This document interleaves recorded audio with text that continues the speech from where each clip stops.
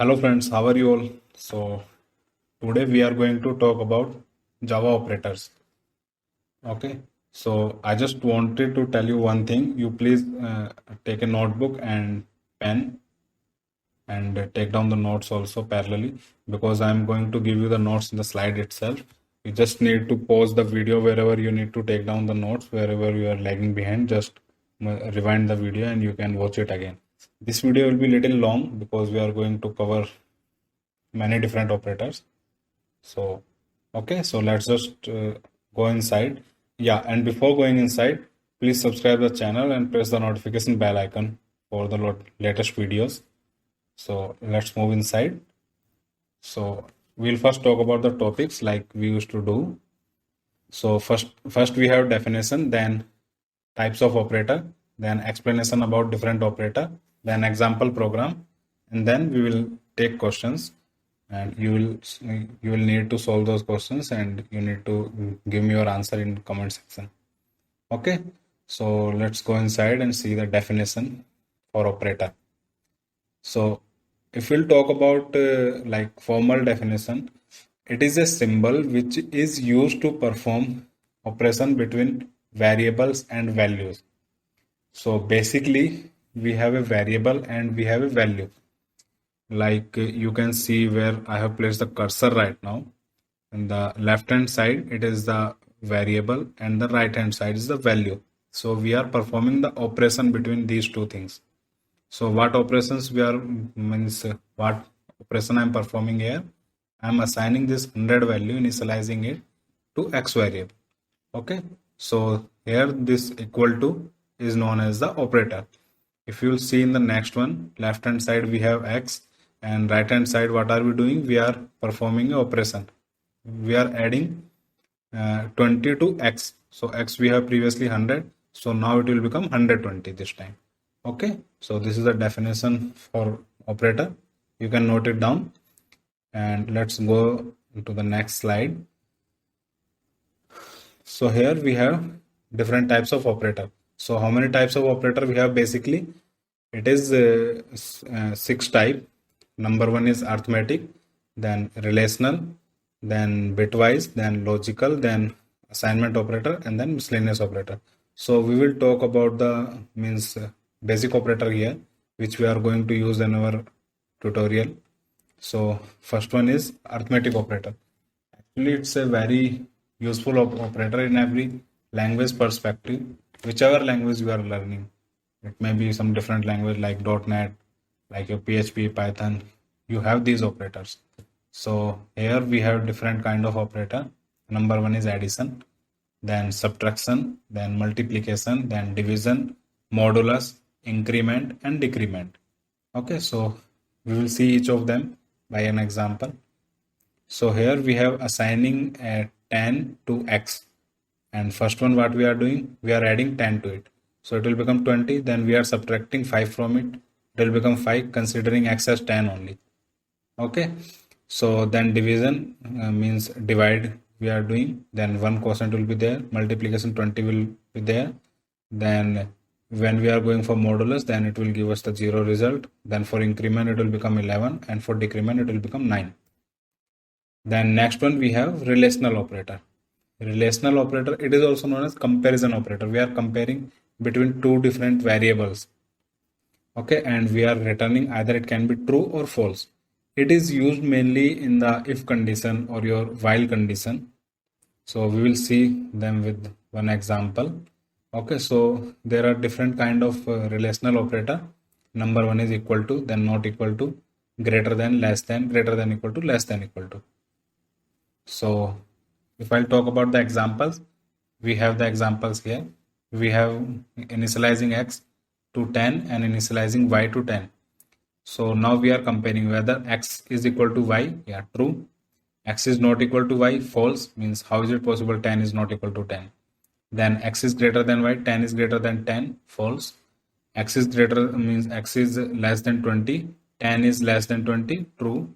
X is greater than equal to 12, 10 is greater than equal to 12, false. X is less than equal to 9. X value is 10, so 10 is less than equal to 9, false. So next we have assignment operator. So for assignment operator, we have the symbol equals, and it is used to assign the values to a variable, or the value of one variable to another variable. We are assigning a variable to another variable. If you see it here, we have initializing x to 110, then we are declaring another variable y, and we are initializing this x value to y. So now y will become 110. Perfect. Okay. So next we have logical. So what are we doing in logical operator? It is used to determine the logic between variables or values. So what is it means? It means whenever we are going for some if condition, or wherever we need to return true or false, that time we are going to use logical operator. So these are mainly three kinds, and that is also known as logical and, that is double ampersand symbol we need to use. Okay, then logical or, and then logical not. So and will compare for both the conditions. Both the conditions should be true. If one of the condition is false, then it will become, means it will return false. But for logical or, this is not the case. For logical or, if one of the condition is true, it will consider it as a true and it will move inside. Either it could be a if else condition or some other condition. Or, and for logical not, it will means it will do the reciprocal. Reciprocal means you can say it like, if you have a variable which is of data type boolean and which is holding a true value. So suppose there is boolean x equal to true. If you will do not of x, then x will become false. And suppose boolean x equal to false by default, then if you will do no, means logical not of x, then it will become true. So it is like you can say reciprocal it is doing. Okay. So next we will see about the programs. What and all programs we are going to use to learn these different kind of operator.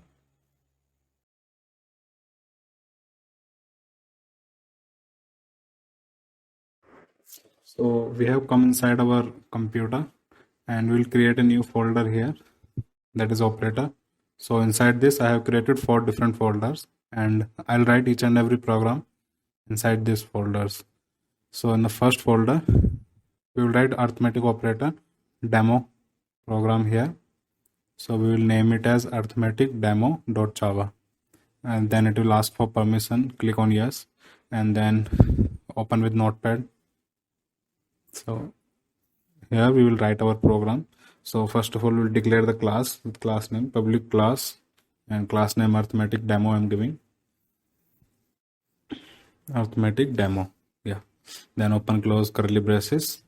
Then we'll write the main method here, public static void main, and open close parenthesis, then string array of args.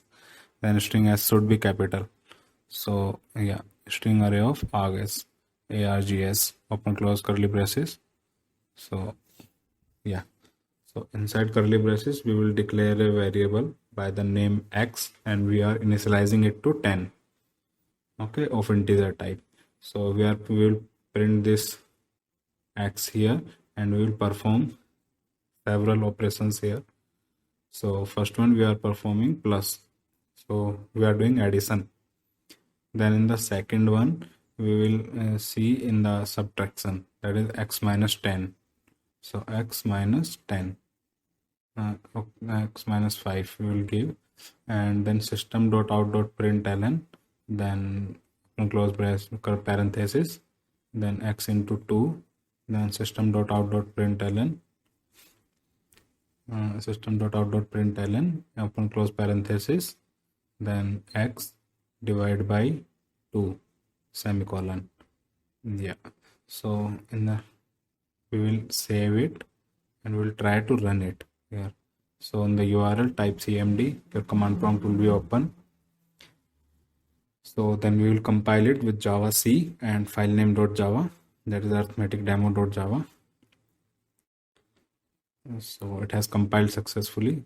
So now we are running it, java and class name, that is arithmetic demo. So if you'll see, we have initialized x to 10, then first one we are doing x plus 10. Okay, I'll just show it to you parallelly. X plus 10 20, x minus 5 5, x into 2 20 and then 5. Okay, so we will move on to the next folder, that is assignment operator. We will see how it will work in Java. With the Java program, we will write a new Java file here and we will name it as assignment demo.java. Demo.java. Yeah, that's it. So yes, and open with Notepad++, edit. Yeah, so we will declare a class here by the name assignment demo, public class assignment demo. Then open close curly braces. Public static void main and open close parenthesis and then a string array of args. Then S capital we need to take care of that. Open close curly braces. Then here we will declare a variable x and we are initializing it to 100, integer x to 100, and we are declare a new variable y. So now we will assign x value to y. Okay, so now we will print y value and we will see how is it coming, whether it is taking x value or not. So y equal to these spaces, again I told in the last video, for more readability I'm giving this one.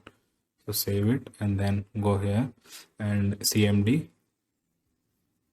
You can go with the cmd.exe in your start and then give to the folder, means directory structure and all those things. Okay, here it is giving error here in public key. Okay, public spelling is wrong, so it should be public. We will go to the program, we will correct it, public. Yeah, and then save it and then run it again. So java c, we will close this one, this command prompt. So java c assignment demo.java, that is the file name. How it has compiled successfully. Then java and your class name assignment demo. So y equal to 100. Yeah, x value has been assigned to y. Okay, so that's it. Assignment also done. If you will print here x value, I'll show it to you. X value will also be 100. So java c, then again compilation, because whenever we are changing our code, we need to compile again. We need to take care of that. So yeah, x is 100 and y is also 100. Correct? Yeah, that's it. So we will move to the next operator. We'll go back to our directory structure operators. In that one, we'll move to the logical operator. So logical operator, like I discussed, so logical and, logical or, logical not, all these operator we'll see here. We'll give the file name as logical demo.java. So yes. Okay, so we will open with Notepad++, and yeah, we will write our program now. So public class, again class name I'm giving same as the file name. So logical demo, open close curly braces, then we will declare main method public static void main and parenthesis, within parenthesis it should be string array of args. Yeah, and then open close curly braces. Then inside these curly braces we will write our program, means main logic. So we are declaring a variable int x equal to 100. Then we are declaring a one more variable here, int y equal to then again we will initialize it to 200. Okay, so here we will see whether these both are equal or not, and what is it actually, how is it working, is it giving the correct value. We will see that one. So first we will print x value, and then yeah, and then we will print the y value. I have just copy pasted and I'll change x to y. I'll replace x to y, and that's it.